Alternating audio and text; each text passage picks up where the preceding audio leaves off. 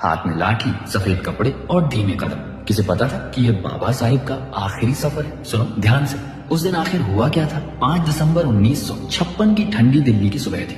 बाबा साहेब उस दिन थोड़ा देर से जागे। चेहरे पर थकान, मन में बेचैनी थी। रत्तू उनसे अनुमति लेकर ऑफिस चले गए और घर में सिर्फ माई साहेब और डॉक्टर मावलंकर थे। दोपहर में दोनों कुछ सामान लेने बाजार चले गए और बाबा साहेब अकेले रह गए। वही अकेलापन जो उन्हें भीतर से चुभता था, पर वो कभी जाहिर नहीं होने देते थे। शाम 6 बजे जब रत्तू वापस लौटे, उन्होंने देखा कि बाबा साहेब की आंखों में एक अजीब सी उदासी और इंतजार की परत जमी है। जब माई साहेब थोड़ी देर से लौटी तो बाबा साहेब का मन भर आया। उनकी भावनाएं बाहर आ गई। कुछ सख्त शब्द निकल पड़े। ये गुस्सा नहीं था, ये उस महान व्यक्ति का दर्द था जो पूरी जिंदगी दूसरों के लिए लड़ता रहा, लेकिन अपनी थकान किसी से साझा नहीं कर पाता था।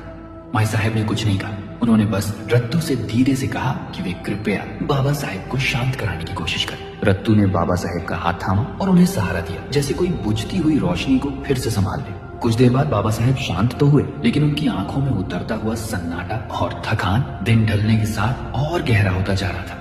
रात के 8 बजे जैन समाज का एक समूह उनसे मिलने आया। तबीयत ठीक नहीं थी, फिर भी बाबा साहेब ने कहा, बैठिए बात करते हैं। करीब 20 मिनट बातचीत चली। फिर वे बाथरूम गए और लौटते समय रत्तू के कंधे पर हाथ रखकर धीरे से सोफे पर बैठ गए। उनकी आंखें बंद थीं, सांसें भारी और चेहरा इतना शांत जैसे कोई योद्धा अपनी आखिरी लड़ाई लड़कर बिल्कुल थक चुका हो। जैन समाज के लोग चुपचाप उन्हें देखते रहे। उनके सामने वो महान व्यक्तित्व बैठा था जिसने करोड़ों लोगों को इंसान होने का अधिकार दिया, और आज वही अपने अंतिम सफर के बेहद करीब थे। उन्होंने जैन समाज से किताब और निमंत्रण स्वीकार किया और बहुत थकी हुई धीमी मुस्कान के साथ बस इतना कहा, तबीयत ने साथ दिया तो जरूर आऊंगा। और उसी रात जब दुनिया सो रही थी, बाबा साहेब चुपचाप अपनी आखिरी मंजिल की ओर बढ़ रहे थे, थके हुए, शांत और बेहद अकेले।